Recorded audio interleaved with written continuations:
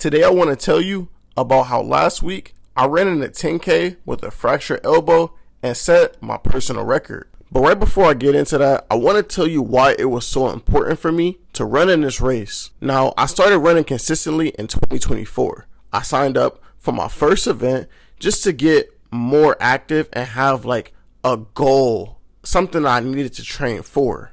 And I came home in September 2024 to run in my first event, which actually ended up being the last time I got to see my mom. Unfortunately, she ended up passing away unexpectedly a couple months later, but she was able to see me finish that first 10K and see how hard I trained for it. So I try to make it my mission to complete at least one race every year for my mom. Now, this year was my third ever 10K, and I was running it at the Cleveland Marathon. And this was the most unprepared I've ever felt for a race. Between working full time in a very physically demanding job and my personal responsibilities, I found it hard to consistently train for this race. And of course, 3 days before the race, I ended up getting into an accident when the e-bike that I bought and installed ended up malfunctioning. Basically, the bone that I ended up fracturing was the right radial head, which is a break in the top part of my forearm where the elbow meets. So it was a pretty uncomfortable injury. And I actually felt very stupid because the day before I was actually having a really great time on this bike. And then the next day I'm sitting in urgent care because I fell off of a bike. And when running the event, I felt less prepared than I did the year before, but my willpower had improved. Throughout the race, I felt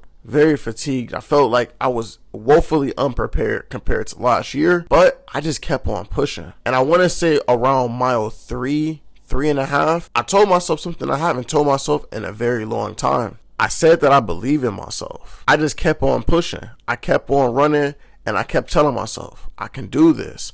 I believe in myself. And that experience really taught me that a lot of life is really mental. And I guess the lesson that I learned from this situation is that yes, physical pain and emotional pain is very real. But if you can mentally keep yourself checked into the game, there's nothing that you can't do in this life.